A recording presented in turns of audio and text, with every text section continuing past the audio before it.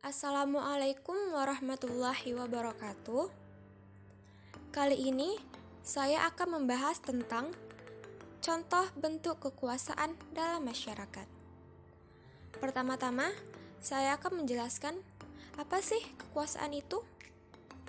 Kekuasaan adalah kewenangan yang didapatkan oleh seseorang atau kelompok guna menjalankan kewenangan tersebut sesuai dengan kewenangan yang diberikan. Kewenangan tidak boleh dijalankan melebihi kewenangan yang diperoleh atau kemampuan seseorang atau kelompok untuk mempengaruhi tingkah laku orang atau kelompok lain sesuai dengan keinginan dari pelaku. Sumber-sumber kekuasaan meliputi 1. Sarana paksaan fisik, 2. Keahlian, 3. Hukum normatif, 4. Status sosial, 5. Harta kekayaan, 6. Popularitas, 7. Jabatan, 8. Massa yang terorganisir. Sebagai contoh bentuk kekuasaan dalam masyarakat, kali ini saya mengusung tema tentang kekuasaan perusahaan terhadap pekerja.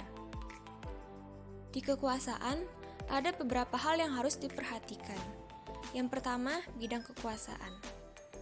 Karena saya mengusung tema tentang perusahaan terhadap pekerja, maka di sini adalah CEO atau Chief Executive Officer. Bidang kekuasaannya adalah mengambil keputusan, pemimpin, pengelola atau manajer, dan eksekutor. Yang kedua adalah sumber kekuasaan. Kekuasaan yang dimiliki CEO dapat berasal dari kepemilikan saham, jabatan formal, keahlian, dan koneksi sosial, yang merupakan informasi non-finansial yang juga digunakan sebagai pertimbangan investor untuk menilai prospek perusahaan di masa yang akan datang. Yang ketiga adalah habitus. Habitus merupakan salah satu strategi untuk menguasai orang sehingga orang tidak sadar bahwa dirinya sedang dikuasai. Habitus dibuat dan direproduksi oleh penguasa serta diterapkan pada orang yang dikuasai secara tidak sadar. Seorang CEO memiliki cara tersendiri dalam memimpin sebuah perusahaan. Biasanya ia selalu intelektual dalam memimpin sebuah perusahaan. Keempat, dominasi kapital yang dipakai. Dominasi kapital adalah modal yang digunakan untuk kita mendapatkan kesempatan-kesempatan di dalam hidup. Kapital yang dipakai dalam kekuasaan perusahaan terhadap pekerja adalah kapital budaya.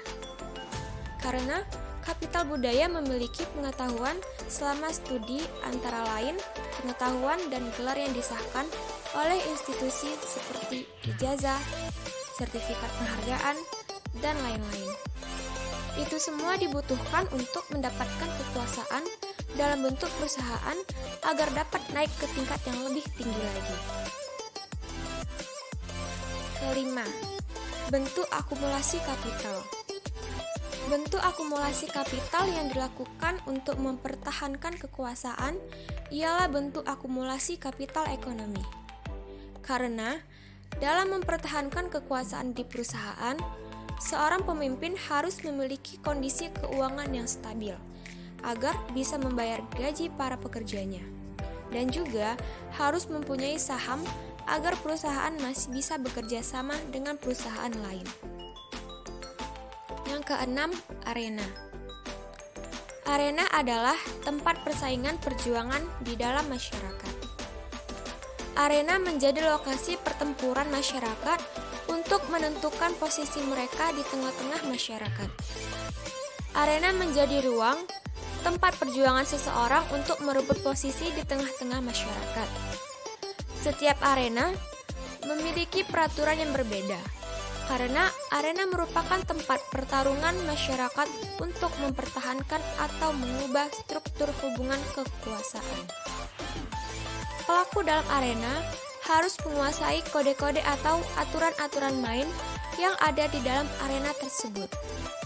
Karena di setiap arena memiliki kode etik yang berbeda pula. Arena persaingan perusahaan antara lain perusahaan dengan perusahaan dan pegawai dengan pegawai. Pastinya mereka memiliki aturan tersendiri pula. Yang ketujuh, dan ini yang terakhir, yaitu distinction. Distinction adalah bentuk tindakan yang membedakan dirinya dengan orang lain. Biasanya, distinction ini dilakukan oleh orang kelas ekonomi menengah ke atas atau yang memiliki kekuasaan. Mulai dari cara berpakaian, cara bergaul, cara berbicara, cara dia duduk, cara dia jalan, cara berpakaiannya, dan kemewahan lainnya yang membuat dia beda dengan yang lain. Sebagai contoh, pastinya seorang CEO kalau dia ingin ke kantor, pastinya dia berpakaian rapi, menggunakan jas yang rapi, memakai sepatu, menaiki kendaraan transportasi yang mewah seperti mobil yang bermerek. Intinya, dia berbeda dengan yang lain, sehingga gampang saja menandakan bahwa dia yang berkuasa, dia yang memiliki kekuasaan di perusahaan tersebut. Baiklah, sampai di sini pembahasan mengenai kekuasaan. Mohon maaf apabila ada kesalahan-kesalahan kata atau cara berbicara saya yang kurang sopan. Akhir kata, wabillahi taufik wal hidayah. Wassalamualaikum warahmatullahi wabarakatuh.